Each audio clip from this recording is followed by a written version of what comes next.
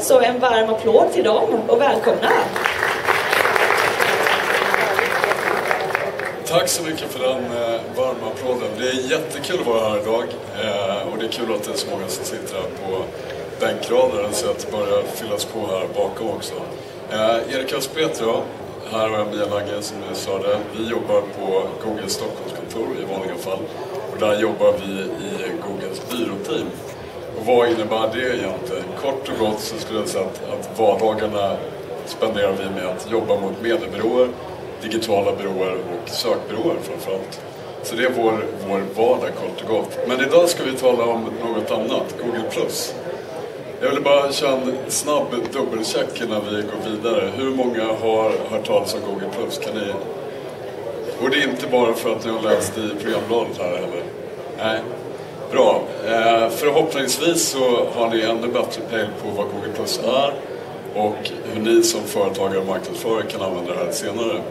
Och vi får ju ofta frågan, vad är egentligen Google+? Och jag skulle säga att det är inte bara ett nytt socialt nätverk. När vi började skissa på den här idén och fundera på vad egentligen social är, så var egentligen insikten, eller kanske vår åsikt om inte annat, att social eller att vara social är inte egentligen en destination. Plattformar förändras, de kommer och går, en del försvinner. Men just att vara social är egentligen ett mänskligt beteende. Så det är inte konstigare än att det bör finnas och agera likt i verkliga livet även på webben. Så Google+ skulle jag säga att det handlar framförallt om Google och de Google-produkter ni känner till sedan tidigare och förhoppningsvis använder. Så Google+ handlar egentligen om Googles alla produkter och hur de kan bli mer sociala. Så vi ämnar egentligen att skapa, vi skulle kunna kalla det ett socialt lager över alla Googles produkter egentligen. När vi lanserade Google+, så kallade vi Google+-projektet eller The Google+ Project. Och anledningen till det tycker jag är ganska viktigt att bara notera. Och det jag skulle säga att den är tudelad. Ett är det vi var inne på alldeles nyss, att det är Google plus dig, det vill säga du som användare. Vi tror ju att om vi kan integrera identiteter, relationer och delning på ett bra sätt över alla Googles produkter, så kan vi skapa en bättre användarupplevelse kort och gott. Och nummer 2 är egentligen att det här är bara sin vagga. Google Plus lanserades i betafas, så kallad field trial, i somras, 28 juni. Och under de första 90 dagarna kan jag säga att det var 100 stora produktförbättringar och nyheter. Så det är ungefär 8-9 nyheter och tweaks bara varje vecka egentligen. Så det här fortsätter och det här är bara i sin vagga egentligen. Och det är viktigt att komma ihåg. Sen brukar man ju alltid vara intresserad av nummer och siffror. Så jag vet inte hur många gånger jag har fått frågan hur många använder Google+, hur många finns på Google+. Den senaste officiella siffran vi delade med oss av, det var under vårt Q3 earning call i början på oktober. Och då sa Larry Page, vår vd och även Googles grundare, att vi hade mer än 40 miljoner användare på Google+. Vi vet att siffran är större, men det är den senaste vi har delat officiellt egentligen. Idag så tänkte vi försöka hinna med egentligen 3 delar. Dels vad Google Plus är, hur ser själva plattformen Google Plus ut. Det vill säga från användarperspektivet, för det är enormt viktigt att förstå. Nummer 2 ska jag försöka ge en liten inblick på hur Google Plus blir integrerat till Googles övriga produkter, såsom sök till exempel. Och 3, försöka ta upp den här delen vad man som företagare och marknadsförare faktiskt kan göra och hur man kan använda Google+. Och jag och Mia, vi satt ju här tidigare i veckan och funderade hur ska vi lägga upp den här presentationen. Jag vet inte om ni har varit på flertalet presentationer redan. Vi sa att vi skippar PowerPoint-slidesen. Så här är en PowerPoint-slides.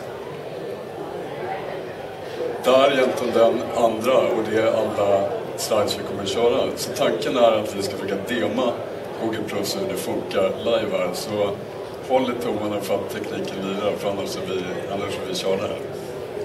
Mia. Tack Erik.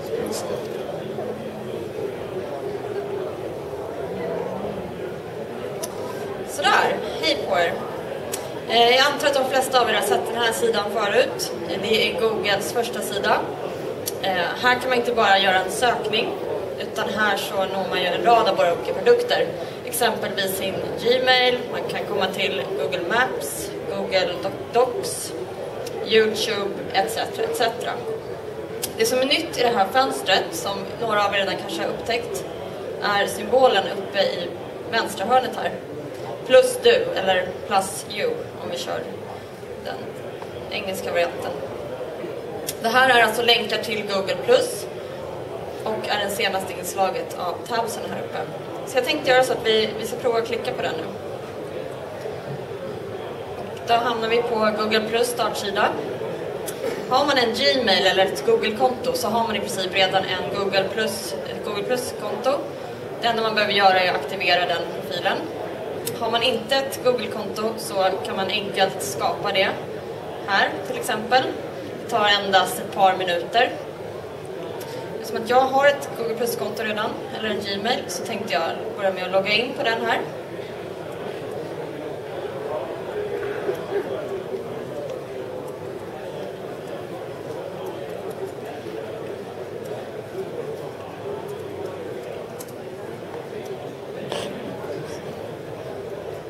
Jag tror det kommer att R här uppe. Ja, där var det fel.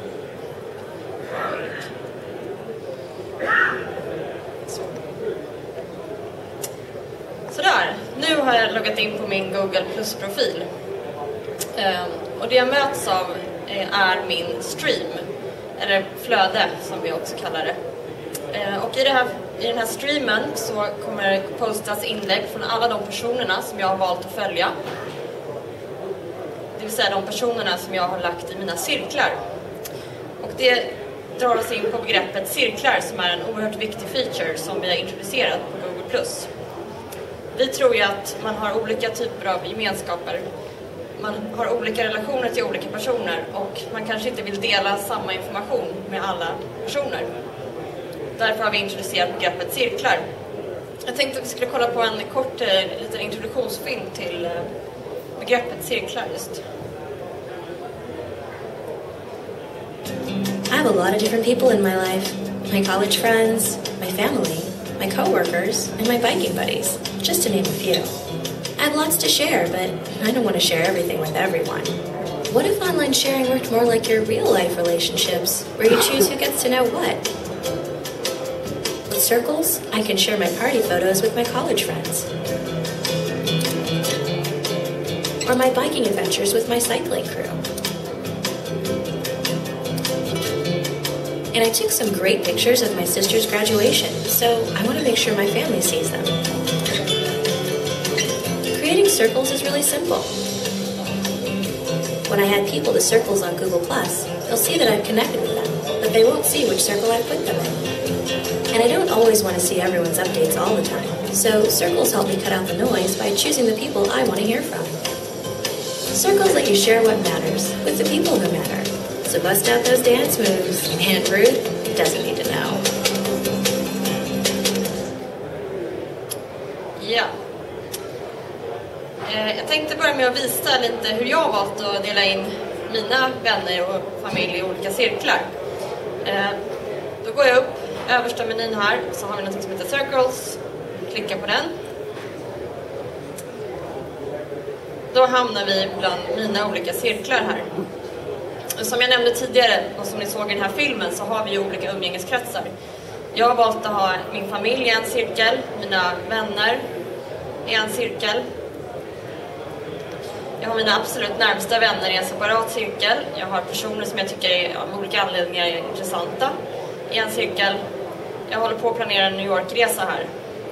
Därför har jag skapat en separat cirkel för just det. Det är väldigt lätt att skapa egna cirklar. Man går till den tomma cirkeln här och trycker på Create Circle. Om jag sen vill lägga till personer i cirklar så gör jag så att jag tar tag i Erik Östberg här till exempel. Tar tag i honom, drar honom till den cirkel jag vill att han ska vara i och så släpper jag honom där. Vill jag inte ha kvar honom i den cirkeln så tar jag bara tag i honom där och så släpper jag honom så. På samma sätt kan man flytta personer mellan olika cirklar.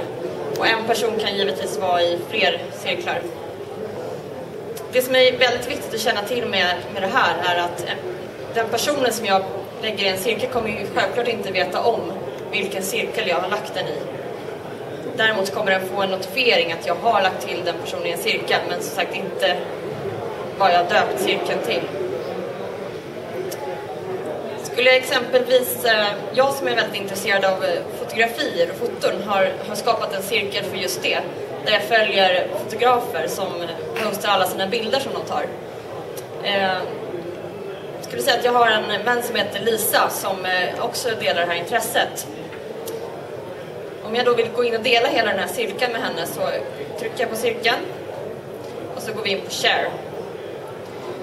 Och därigenom kan jag dela hela den cirkeln med någon annan. Låt oss säga att jag går tillbaka till min New York-resa här. Låt oss säga att vi har planerat den här resan, vi har delat lite hotelltips med varandra, planerat vad vi ska göra under de här dagarna. Sen har vi åkt till New York, vi har kommit hem igen. Då kanske jag inte har så stor användning för den här cirkeln längre. Så det jag gör då är att jag klickar på cirkeln och då kan jag enkelt ta bort den, delete. Och så kommer den försvinna. Det som också är unikt med de här cirklarna är att det är något som vi kallar för asymmetriska relationer. Och det innebär att till exempel den här cirkeln som jag döpt till intressanta personer, där följer jag Barack Obama, jag följer Dalai Lama, Coldplay som är mitt favoritband. Det här innebär ju kanske inte att de är intresserade av att följa mig tillbaka. Men jag kan fortfarande följa vad de postar och vad som händer för dem. Och det är ett exempel då som vi kallar för asymmetriska relationer. Så, jag tänkte gå tillbaka till min stream där vi började. Som jag sa så, i min stream så hamnar alla inlägg från de cirklarna jag har skapat och de personerna som finns i de cirklarna. Om jag vill gå in och titta vad en specifik cirkel postar så kan jag välja det i menyn till vänster här. Om jag till exempel vill kolla vad mina vänner har postat så kommer jag endast se det. Eller om jag vill se vad personerna som är i min dykcirkel har postat så kan jag in och välja att titta på det. Jag tänkte fortsätta med att visa hur jag gör om jag vill dela någonting med någon cirkel.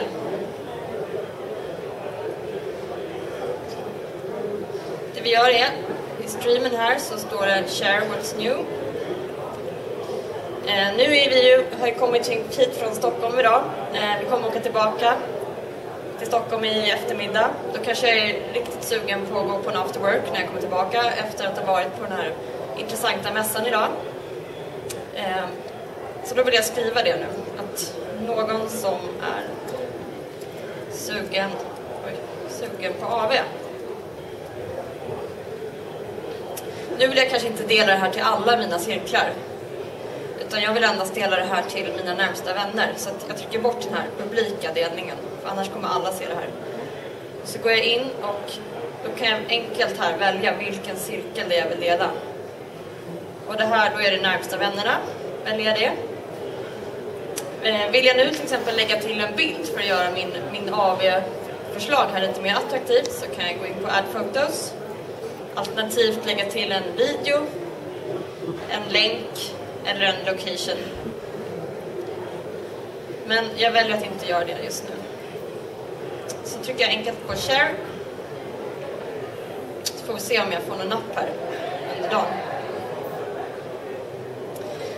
Det som är lite roligt med den här streamen är vi har sett att det är många bloggare som har valt att gå över till Google+, just för de möjligheterna det innebär att lägga till högupplösta bilder och videos och göra inläggen väldigt rika. Så det är ett exempel på också hur man kan använda Google+.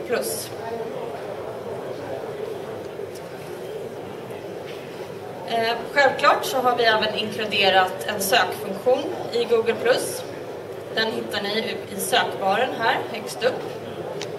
Så vill man göra en sökning på publika inlägg på Google+, kan man göra det. Vill man göra en sökning och bara se bland ens cirklar så kan man även göra det. Jag vet inte hur det är för er, men jag har ju aldrig någonsin tråkigt på mitt jobb. Men om jag nu skulle ha det så har vi en riktigt cool funktion här som heter What's Hot, som vi hittar här. Klickar jag på den så kommer jag se alla publika inlägg här som har fått flest delningar just nu på Google+, eller som har fått flest +1s, +1-or på Google+ just nu. Och det som är coolt här är att jag är intresserad av att se hur de här inläggen har spridits. Så finns det en funktion som heter Ripples. Och som ni säkert kan tänka er så är vi på Google ganska intresserade av analyser och siffror. Och det här kan man väl säga är ett sådant inslag i Google+. Så jag går in på lilla options-menyn här, klickar på den. Och så heter det View Ripples.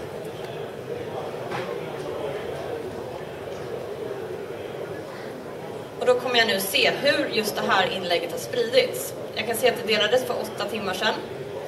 Hittills har det fått 230 publika delningar och totalt sett 525 delningar. Om jag nu skulle vara intresserad av att se hur det här tidsförloppet har sett ut, hur spridningen har sett ut på de här 8 timmarna, så går jag längst ner på sidan så har vi en tjusig liten tidslinje här som jag kan trycka på play. Och då kommer vi se här hur det har gått till när det här inlägget har delats. Och varför är det här intressant att veta då? Det här är ju framförallt intressant att veta. Säg att man är ett företag till exempel som postar någonting, man kanske har en kampanj eller något annat budskap som man vill dela med sig av. Då kan man se hur många som har spridit det här budskapet vidare. Det vill säga vilka inlägg sprids vidare, vilka sprids inte vidare. Och framförallt vilka personer har stor inflytande på det här inlägget. Här ser vi till exempel att den här personen har spridit vidare det här inlägget till väldigt många andra. Så det här är supercoolt att se under vilken tidsperiod och hur ett inlägg har spridits vidare.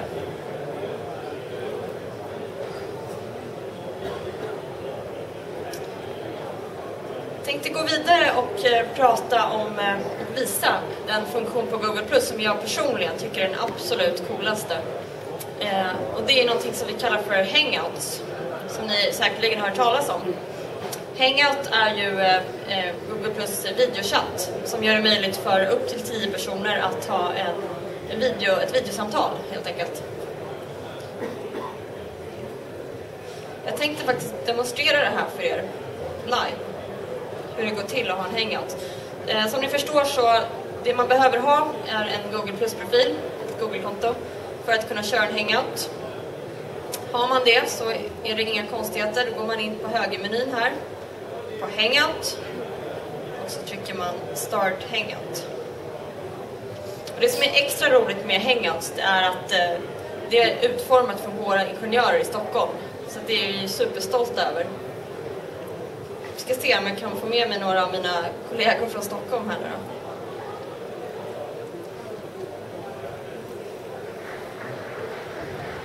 Ska man fixa till frisyren lite här innan. Så, ser det bra ut. Sen måste jag då självklart välja vem jag vill köra den här hangouten med.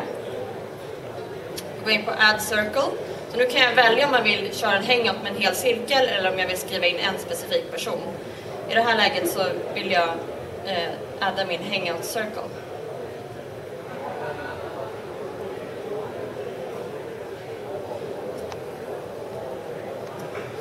Så vill jag bjuda in Erik Östberg också. Sådär, så trycker jag hangout. Så får vi se om det förhoppningsvis så dyker upp någon här. Medan vi väntar på att mina kära kollegor ska få min inbjudan så tänkte jag bara snabbt berätta en liten rolig historia som har med just hangouts att göra. Det var nämligen så att Desmond Tutu, en stor religiös ledare i Sydafrika, skulle fira sin 80-årsdag och med anledning av detta ha en fredskonferens.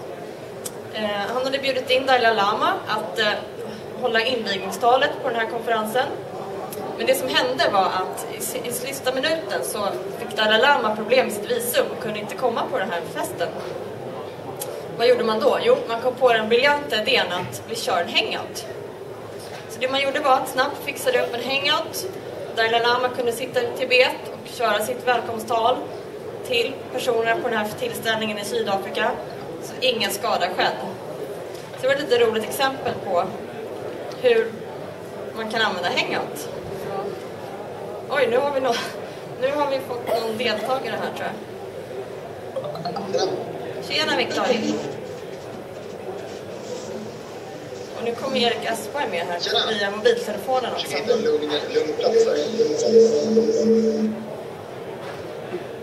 Som sagt, man kan vara med på Hangout både via sin dator och via sin mobiltelefon. Och teknologin funkar som sådant att nu är jag på mute, men hade jag inte varit det så är det den som pratar som hamnar i bilden här uppe. Så att det är som att man har ett kamerateam som känner av vem det är som pratar. Så skiftar det hela tiden om talaren byts ut. Det jag kan göra här är att jag kan välja att dela min skärm. Om jag har en presentation eller något dokument som jag vill att alla ska se. Hej, hej. Nu kommer det lite fler personer här.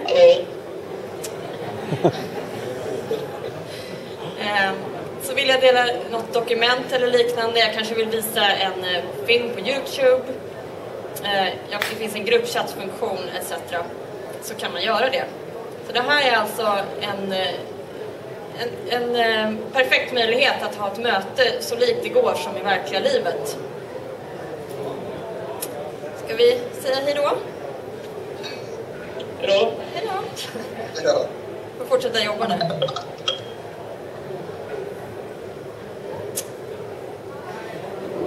Sådär.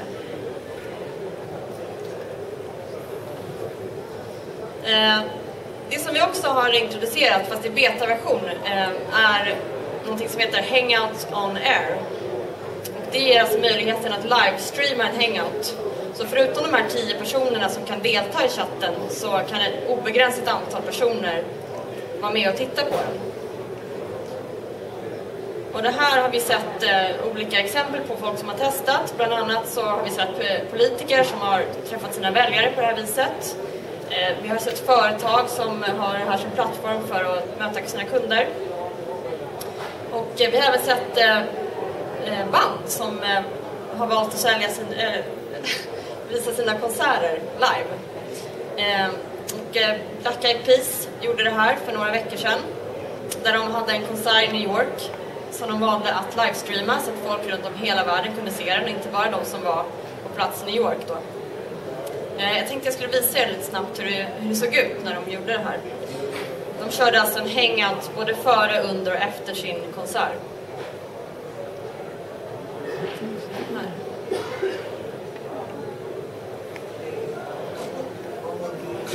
Well, Peter, have you thought how you're going to integrate this into like any of your live shows? You're doing that right now on stage, 60,000 people out there in the audience. See that camera right here? De vi ser under här är alltså de 10 första som hinner vara med i själva hangouten. Men sen kan alltså oändligt många andra vara med och titta på konserten.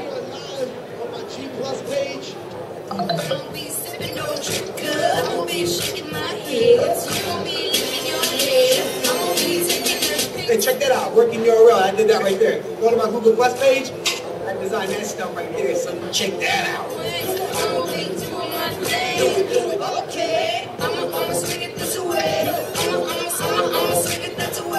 It's like the new MTV.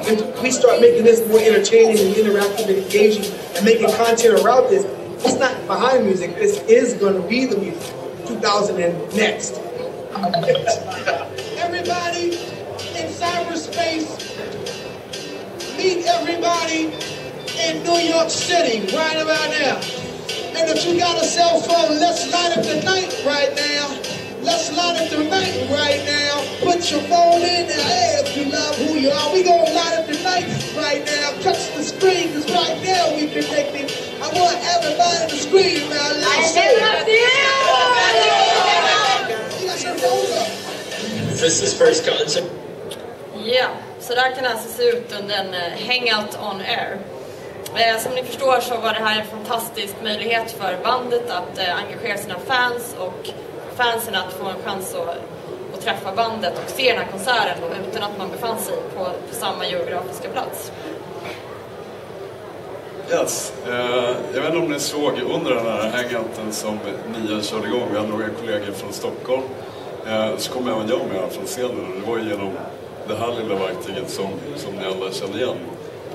Och som ni vet så ökar ju alltså själva smartphone-användandet och andelen personer framförallt i Sverige som har en smartphone. Jag läste någonstans här nyligen att Sverige var det land i världen som hade den tredje högsta smartphone-penetrationen. Så teknik är viktigt, device oavsett vilket det är väldigt viktigt för Google. Så den här mobilen är central för Google Plus, som heter alla Googles produkter. Jag tänkte visa lite grann hur det skulle kunna se ut här. Nu har Mia loggat ut och jag ska istället logga in på mitt konto här.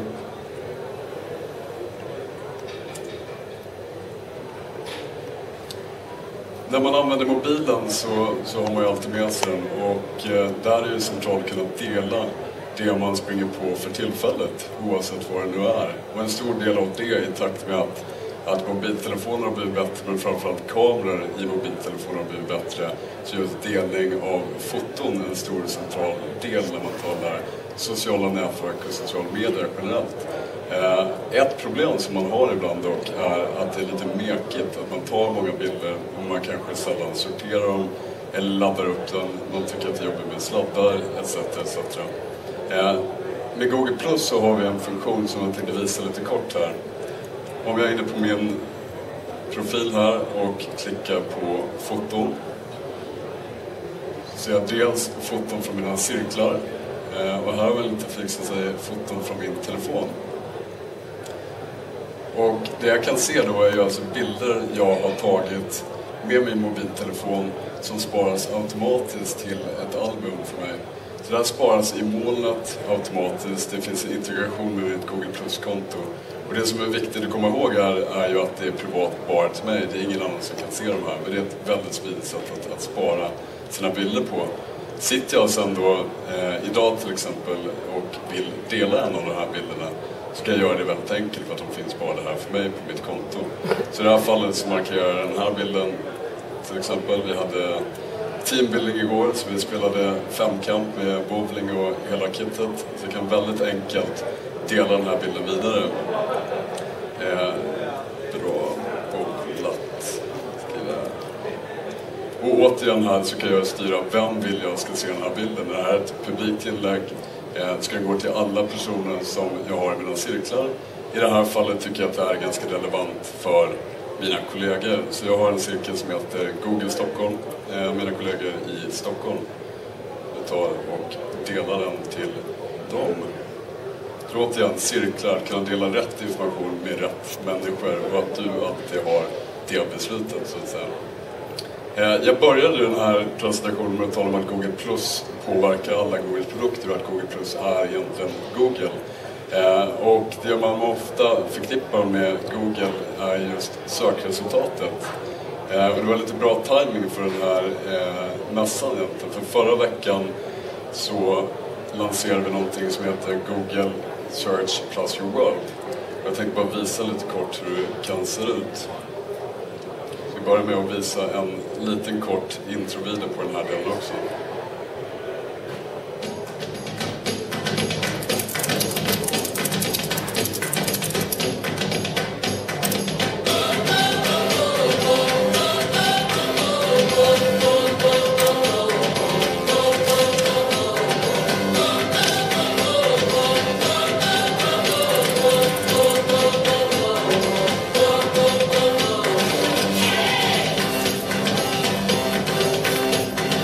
We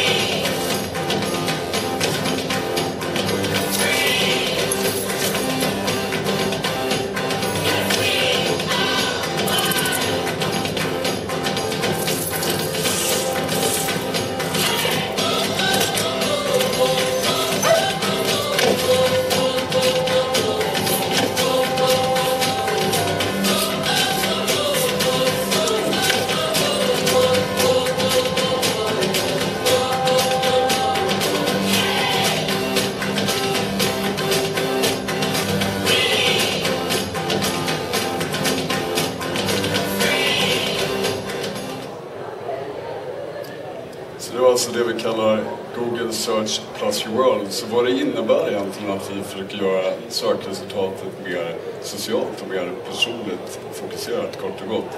Så det som händer egentligen om man är inloggad och har ett Google Plus-konto och har människor i sina cirklar, så kan man även se material som på något sätt har delats av dem, kanske kommenteras av de personer som man följer. Och vi tror att det här är väldigt viktigt. För det är ju faktiskt så att i mångt och mycket litar man på sina vänner och personer man känner. Jag tycker ett bra exempel egentligen om man funderar kring en resa. Säg att jag skulle åka iväg till New York. Jag tycker tidigare att jag har hittat bra resultat när jag har sökt på hotell New York på Google. Men det kan ju fortfarande vara ett myller av alternativ och det är ganska svårt att veta vad är bra av de här. Och det vi försöker göra här istället då är att om jag om ett halvår åker till New York, söker på hotell New York, så kanske jag säger att Mia, som var i New York för 2 år sedan, hon har faktiskt rekommenderat det här specifika hotellet. Och det har 2 andra av mina kompisar gjort också. Och det är en väldigt viktig signal för mig. Så jag försöker integrera den personliga biten även i sökresultatet. Det här är ett ganska kraftigt exempel. Så det här lanserades förra veckan och kommer rulla ut gradvis då på alla Google-domäner med tid. Ni såg telefonen som jag hade här, det är den senaste Samsung-versionen, Galaxy Nexus, med det senaste Android-operativsystemet. Så vi kan se hur det skulle se ut om jag vill söka på den här telefonen då, Galaxy Nexus. Och ni kan ju se att jag är inloggad, ni ser den här svarta barnen där uppe som följer med på alla egentligen Google Properties. Och det jag kan se då i det här fallet är personer som har rekommenderat den här sajten. Nu är det inte någon som har gjort det, vilket var lite oturligt. Men det vi kan se och det jag vill visa är, om vi kliver in på Galaxy Nexus här, så har vi deras huvudsida. Och om jag scrollar ner här så ser vi att det finns en +1-knapp här. Jag vet inte om ni har hört talas om eller känner till den, men det är vår version av att kunna facilitera rekommendationer egentligen. Så +1, det är egentligen en digital förkortning eller short variant av att säga att det här tycker jag är bra, det här rekommenderar jag kanske tycker det är roligt eller coolt av olika anledningar. Så på ett väldigt enkelt sätt kan jag då +1 Galaxy Nexus. Och den här +1-knappen, det är viktigt att komma ihåg, finns då by default i sökresultatet. Den finns i våra annonser, våra sökannonser, displayannonser, det finns på YouTube-videos, givetvis på Google Plus-plattformen i sig och även då på företagssidor om de har valt att implementera +1-knappen. Och vi tror ju att det här är ett väldigt bra sätt att visa rekommendationer, för det finns ju väldigt många alternativ i dagsläget och pusha rekommendationer på olika sätt. Men ett problem som vi hörde när vi satt och skissade på Google Plus var att rekommendationer är jättebra, men de försvinner ofta. Jag kanske hör en rekommendation om just det här i York-hotellet av Mia för 2 år sedan. Men just i det skedet så ska inte jag åka till York och det är inte relevant för mig. Så vi ville tro att genom +1-aktionen och genom att integrera det i sökresultatet så är det faktiskt rekommendationer när jag som mest behöver, det vill säga i den situation där jag ska ta ett beslut. Det är vår take på det. Jag tänkte visa här också hur det skulle kunna se ut om man har implementerat +1-knappen på sin hemsida. Av en slump här så hamnar jag på IDG som har en artikel här där de skriver om att Google Plus förutspås nå 400 miljoner användare inom 2012. Och det här är någon extern statistiker som har räknat lite på det här på olika former egentligen. Och det här tycker jag är ganska intressant med att jag jobbar på Google och brinner för Google Plus. Och tur nog så har IDG varit snabba och smarta och implementerat den här +1-knappen, så den ser jag här. Så när jag hovrar över den med en mus här så får jag alternativet att publikt +1 den här artikeln. Och det väljer jag göra. Men sen har vi också alternativet att dela den här tillbaka till Google Plus. Spännande. Och återigen här då, så är jag upp till mig, vem vill jag dela det här inlägget med? Är det här publikt? Är det här något för mina kollegor, kanske mina vänner? Och i det här fallet så är det så att mina vänner, de jobbar inte med online, de jobbar inte IT-relaterat. Så när jag vill tala om om IT online så är de ganska icke-intresserade. Så skulle jag posta det här så att de ser det så skulle de tycka, vad håller du på med Erik? Det här är inget för mig. Så i det här fallet så väljer jag återigen, jag kan scrolla ner, att dela med Google.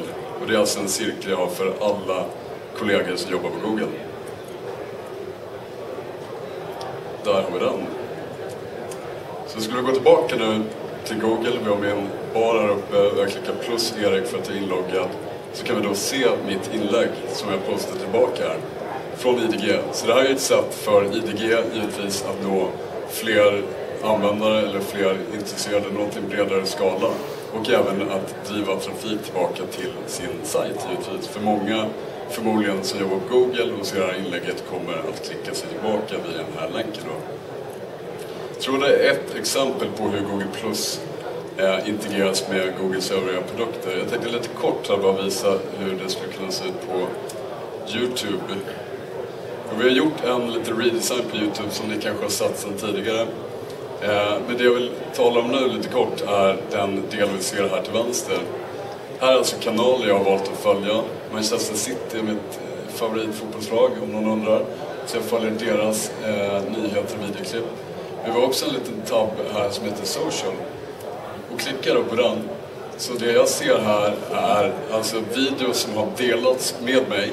Alltså någon av de personer jag har i mina cirklar på Google+. Eller även på Facebook. Om det är så att jag valt att koppla upp ett YouTube-konto även med Facebook. Så det här blir ytterligare en social upplevelse. Om ni kommer ihåg vad jag talar om, att försöka lägga ett socialt lager på alla produkter. Så här är ytterligare ett bra exempel på det.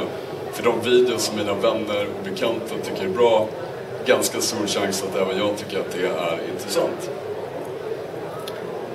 Och ni är här av flera olika anledningar. En av dem är förhoppningsvis att ni är intresserade att veta hur ni som företag eller de företag ni jobbar för som marknadsförare kan använda Google+. Och det var ju så att när vi lanserade Google+ här den 28 juni så var det bara öppet för användare. För några månader sedan här så öppnade vi även upp plattformen för företag. Och jag tänkte visa här genom att gå in på Hennes och Mauritz. H&M här var, och det är vi väldigt glada för, att vi hade ett svenskt byggt företag och väldigt tidiga på Google+. Och det som det kallas för företag, deras företagsprofil kallas då en Google Plus page eller en sida på Google+, kort och gott. Och det man kan se här är lite av de element vi har kollat på tidigare. Här har vi den här plus 1-knappen, vi sätter den blå, så det innebär att jag har plus 1 att H&M.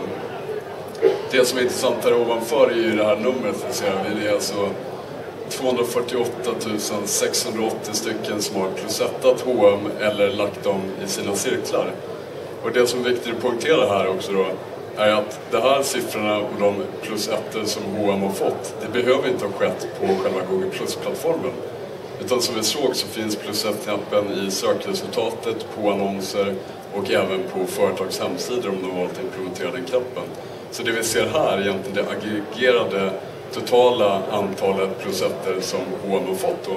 I och med att H&M har länkat ihop sin Google Plus-profil som vi ser här med sin hemsida. I övrigt skulle jag säga att funktionerna för företag är väldigt lika det vi ser på slutanvändare eller konsumentprofilerna. Det jag vill poängtera här är att det är två skilda delar, att plus 1 ett företag och lägga till dem i en cirkel.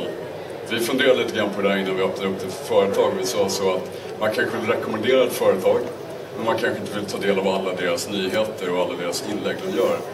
Så plus 1 H&M kan göra och rekommendera dem, då får jag inte deras inlägg. För att få deras inlägg så måste jag då gå hit och lägga till H&M i en av mina cirklar. Och då har jag lagt H&M i en cirkel som heter Svenska Plus Pages, vilket låter ganska logiskt. Men det är viktigt att komma ihåg. Och även att ett företag kan inte lägga till en användare i sina cirklar innan användaren först har lagt till företaget. Så egentligen en aktion där vi kikar, har användaren egentligen räckt upp handen och sagt att jag är intresserad av vad det här företaget har att säga. Då ger vi möjligheten för företaget att lägga till den användaren eller personen tillbaka. Mia talade om cirklar och jag tycker att det är ett jätteintressant koncept. Vi tror och har sett att det funkar väldigt bra för konsumenter och slutanvändare. Men jag tror att på sikt så kommer det här att bli minst eller kanske ännu mer kraftfullt för företag. För om vi funderar på vad egentligen grundfilosofin är, så handlar det om att kunna kommunicera rätt information till rätt människor. Och Mia visade lite grann hur hon väljer att dela med sina kompisar eller kontakter. Men om vi tänker ett företag, så är det här ett sätt att egentligen segmentera sina kunder och tala med specifika kundgrupper på olika sätt. H&M kanske väljer att kommunicera ett budskap till kvinnor. Man kanske vill säga något bara till män. Man kan tänka sig att det finns en form av geografiskt budskap, att det här vill vi säga till de som bor i Sverige eller en specifik stad, etc. Man kanske har någon form av medlemsförmåner, man kanske har VIP-kunder som man vill ge ett exklusivt erbjudande till. Bara vi kollar på demografi och ålder etc. så väldigt många företag har ju olika produkter lämpade till olika åldersspann. Kollar vi på banker till exempel, så kanske man vill nå ut med en viss produkt till kunder som är plus 55 år. Det kanske börjar bli dags för pensionsprodukter etc. Är det personer som studerar, så har de ett annat produktutbud. Och då kunna kommunicera på olika sätt med de olika kundgrupperna tror vi är väldigt kraftfullt. Och det var också en av de åsikter vi hade när vi började fundera hur vi skulle bygga upp Google+.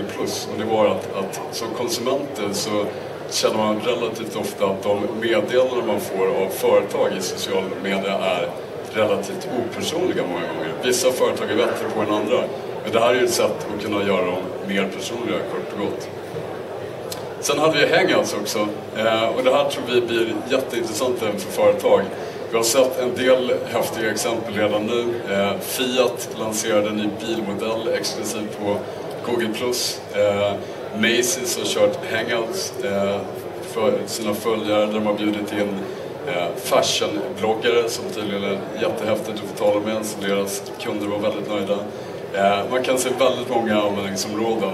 Fokusgrupper, Dell har använt Hangouts väldigt mycket och talat om ett sätt att använda det som en kundtjänst till exempel. Med möjligheten som Mia talar här också, Hangouts som det är, så skulle man kunna se möjligheten senare att göra större event. Man skulle kunna hålla presskonferenser. Rätt vad det är så är det nästa gång så är det ett företag som sponsrar den här Black Eyed Peas-konserten istället. Så vi tror att vi kommer att se många kreativa exempel på det här framöver.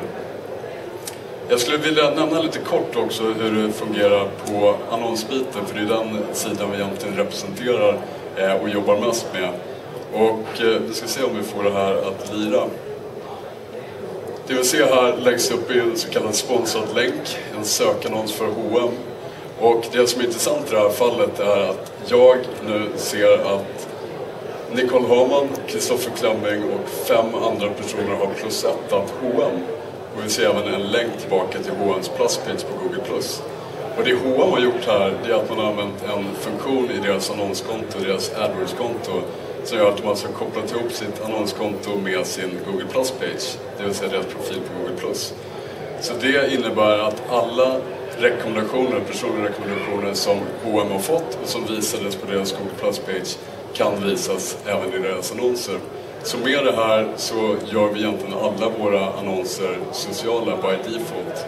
Och vi har ju sett att det här är bra både för användare, det har vi talat om, och för företag så blir det här också mer relevant trafik generellt. För det är så att jag har sökt efter någonting och säger att mina kompisar har rekommenderat det här, det känner mig tryggare. Så jag har sett en högre klickfrekvens och även högre konverteringsgrad, det vill säga fler avslut på grund av det här. Vi börjar närma oss slutet. Jag vill bara visa väldigt kort här. Jag förstår att ni alla är sugna på att komma hem och skapa en Google Plus-page för ett företag. Så jag vill bara ge en liten hint om hur ni gör. Så behöver ni ett Google Plus-konto, det vill säga en privat profil. På den så scrollar man ner lite grann. Och här i högra sidan så finns något som heter Create a Google Plus-page. Och det man gör helt enkelt är att välja en kategori. Vad är man för typ av företag? Är det en produkt eller ett varumärke man vill ha en page för? Eller ett företag? Eller en annan typ av organisation? Och därefter så är det ganska enkelt steg att man väljer namn för sin sida. Rimligtvis företagsnamnet eller varumärkesnamnet. Och sen så fyller man i vilken hemsida man har. Och det här är för att kunna länka ihop hemsidan med sin Google Plus page för att man sedan ska kunna implementera plus-1-knappen då. Och sen har man egentligen up and running. Och det kan nämnas också att vi har implementerat nu att man kan vara flera stycken admins för en plus-page. Så är man ett större team som vill hantera det tillsammans för ett företag så är det fullt möjligt. Jag tänkte avrunda. Vi kommer även att finnas här nere på golvet, så är det någon som har fler frågor så är det bara att hugga tag i oss. Jag skulle egentligen bara kort summera vad vi faktiskt har gått igenom här på 45 minuter. Och ett var det jag inledde med, och nu tycker säkert jag är tjatig, men vad Google Plus handlar om är i grund och botten att göra alla Googles produkter mer sociala. Det vill säga skapa ett socialt lager över alla våra produkter och på så sätt att skapa en bättre användarupplevelse. 2, så har vi det här konceptet kring identitet, delning och relationer. Och det har ju Mia visat väldigt starkt här på som användarsidan, det vill säga möjligheten att dela rätt information med rätt personer. Det vill säga försöka få online-relationer att bli mer verkliga, hur de faktiskt ser ut i det verkliga livet. För det är ju så att vi talar på olika sätt med olika personer beroende på vilken relation man har. Sen har vi 3, det är företagsbiten som vi talar här om nu. Vi tror att det här kommer bli enormt viktigt för ett företag. Ni har sett sökresultatet redan. Och vi tror att just cirklar och hangers kommer bli enormt viktigt även för företag. Och kunna sätta ett ansikte på företaget, komma närmare sina kunder och även kunna kommunicera mer riktat genom cirklar då. Och sist så skulle jag bara säga egentligen att det här är bara sin bagga. Det har just börjat och ni kommer att se mycket kring Google Plus och Googles övriga produkter den kommande tiden. Tack för oss!